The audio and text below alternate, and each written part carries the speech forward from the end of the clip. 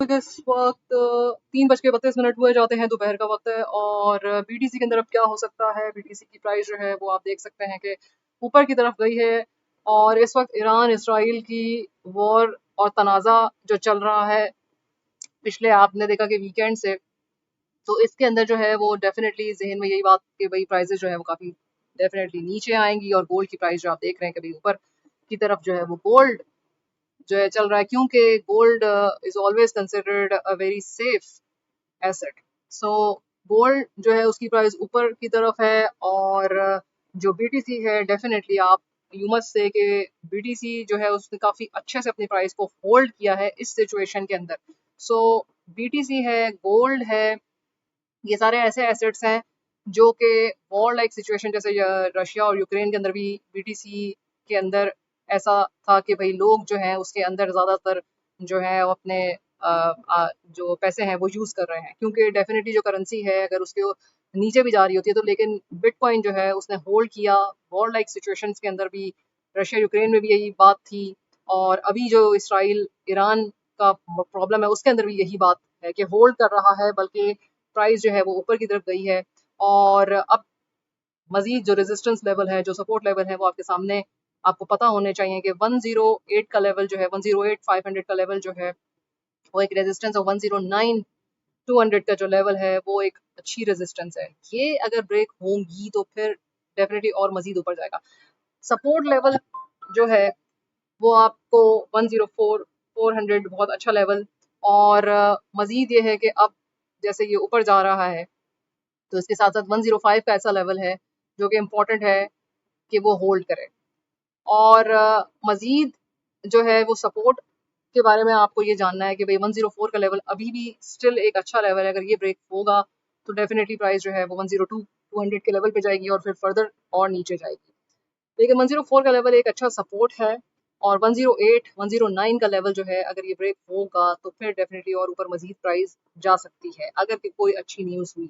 अब ये हफ्ता काफ़ी वॉलेटिलिटी का वीक है इसके अंदर, और यहाँ पे गोल्ड की प्राइसेस इस तरह के मौके पे ऊपर की तरफ जाती हैं, ये मैंने आपको बता दिया है। दूसरा आपको ये बताना है कि लिक्विडेशंस जो हैं वो काफ़ी ऊपर की तरफ बन रही हैं। सीएमई गैप जो 106 400 के करीब था वो फिल हो चुका है बहरहाल कल रात में।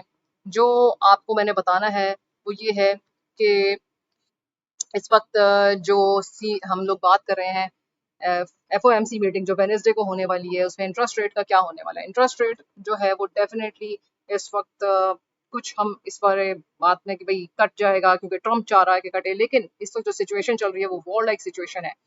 जब हम बात कर रहे थे, ट्रम्प जब कह रहा था तो डेफिनेटली ये वॉर लाइक सिचुएशन नहीं चल रही थी, तो उस वक्त सेंटिमेंट्स डेफिनेटली कुछ और थे। और अब जो है वो आपको पता है कि भाई वॉर लाइक सिचुएशन है, और इसी हफ्ते में एफओएमसी भी आ गई है। तो हम ये नहीं कह सकते कि भाई ट्रम्प ने कहा तो वो फेड जो है वो अपने फिर भी नीचे कर देगा रेट्स, इंटरेस्ट रेट्स, और एकदम से मार्केट जो है वो ऊपर की तरफ चले जाएंगे। इस वक्त बहुत अनसर्टेनिटी है, और ज़्यादा जो है वो फेड हो सकता है कि रोक ले, कुछ ना करे। ठीक है, अगर वो कम नहीं करेगा तो हो सकता है कि वो बढ़ाए नहीं और जो है वो रुक जाए। क्यों? क्योंकि अब सेंटिमेंट्स चेंज हो गए हैं, और मार्केट आपकी सेंटिमेंट्स के ऊपर चलती है। ठीक है, और न्यूज़ के ऊपर चलती है। न्यूज़ डायरेक्टिव मार्केट है, एज आई ऑलवेज से कि it's a news directive market. जो न्यूज़ होती है वो आपको पता है न्यूज़ सेलिंग, प्राइसेस ऊपर चली जाती हैं, सेल द न्यूज़ वाली बात हो गई इस तरह से। अब सपोर्ट रेजिस्टेंस आपको बताई, एफओएमसी की मीटिंग के बारे में बताया, ये वीक वोलेटिलिटी है, बहुत लाइक सिचुएशन चल रही है जो कि सही बात नहीं है। बहुत पीस इज अ थिंग जो कि हर एक को दुआ भी करनी चाहिए और अल्लाह करे कि जल्द मसला हल हो। अब जो है वो आपने इथेरियम के बारे में देखना है कि भाई इथेरियम जो है उसके अक्यूमुलेशन के बारे में मैं आपको काफ़ी अरसे से बता रही हूँ कि भाई इथेरियम के अगर ये लेवल्स आते हैं जो कि ये लेवल्स टच नहीं किए, लेकिन हमने एक लिमिट ऑर्डर्स लगाए हुए हैं अभी भी।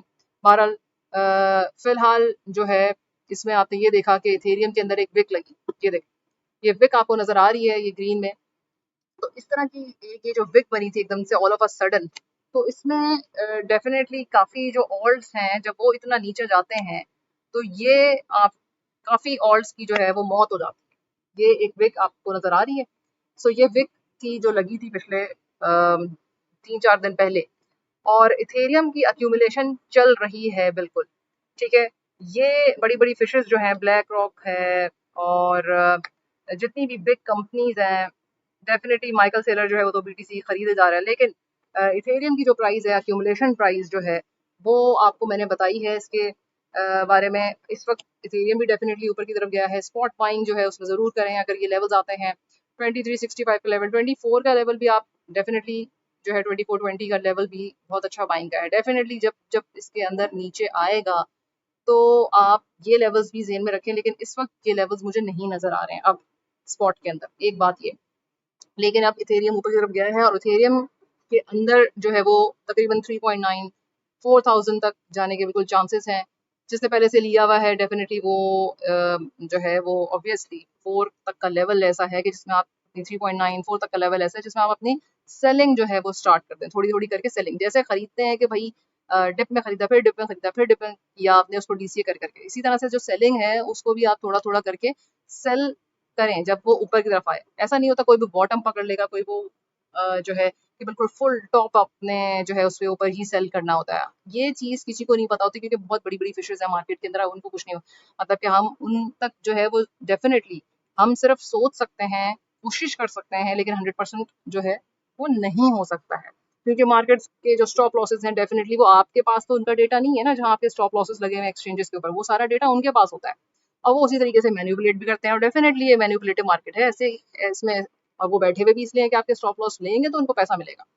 तो यहाँ पे मैंने आपसे ये कहना था। दूसरा जो स्पॉट की बाइंग है उसमें देखें हमेशा से जो एवरग्रीन कॉइन्स हैं तो वो बीटीसी, इथेरियम, सोलाना, आडा, एक्सआरपी, ठीक है, ये वो हैं। और जो आपके एआई के प्रोजेक्ट्स हैं तो ये वो प्रोजेक्ट्स हैं जो एवरग्रीन हैं और जिनके अंदर बहुत जो है वो ईटीएफ के बारे में भी बात हो रही है। एक्सआरपी की ईटीएफ है, सोलाना की ईटीएफ है।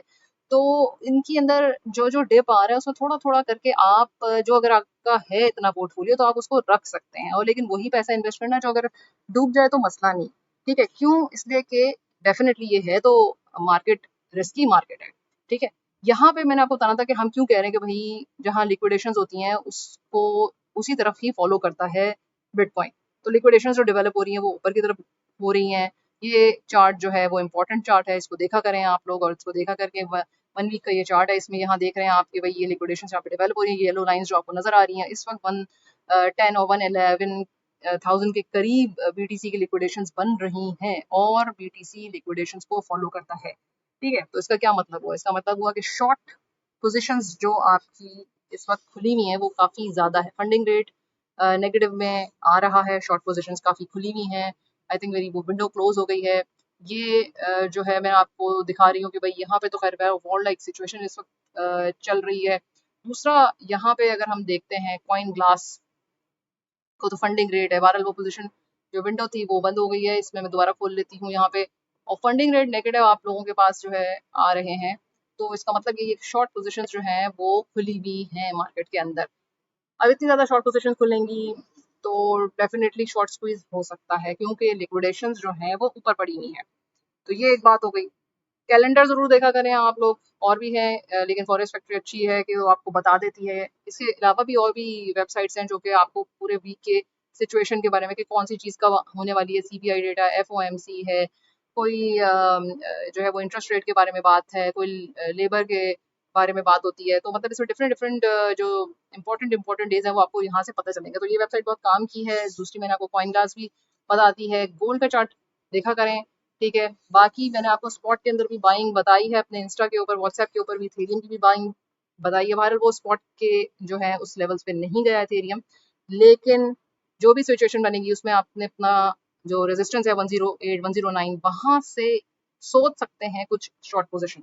ठीक है, अगर ब्रेक हो गया, कोई न्यूज आई तो ठीक है, लेकिन ये वो लेवल्स हैं जहाँ से थोड़ा बहुत हम शॉर्ट की पोजिशन के बारे में सोचेंगे। मैं ये कह रही हूँ कि मैं खोल लूंगी उस वक्त, लेकिन अगर खोलूंगी तो जाहिर सी बातें बताऊंगी इंस्टा पे, और उसके ऊपर आप लोग जो हैं वो डेफिनेटली उसको फॉलो करें। वहाँ पे आपको टाइम टू टाइम मिल जाती है न्यूज़, और फ्री सिग्नल्स भी वहाँ पे अवेलेबल है टाइम टू टाइम से। और जो है कोई चीज़ क्वेश्चन वगैरह पूछनी हो, ईयरली ग्रुप में भी पूछ सकते हैं क्वेश्चंस। काफ़ी आईसीटी बेस्ड जो है वो सिंपल वर्ड्स में बताने की कोशिश की है वो वीडियोस आप तक, उनको देखें और be the boss of your own trades.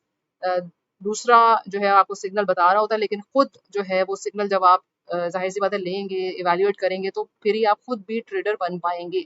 उसको डेमो में प्रैक्टिस करें और इट टेक्स टाइम, ऐसा नहीं है कि ओवरनाइट कोई बन जाता है। ये है आज की न्यूज़। टिल देन अल्लाह हाफिज़।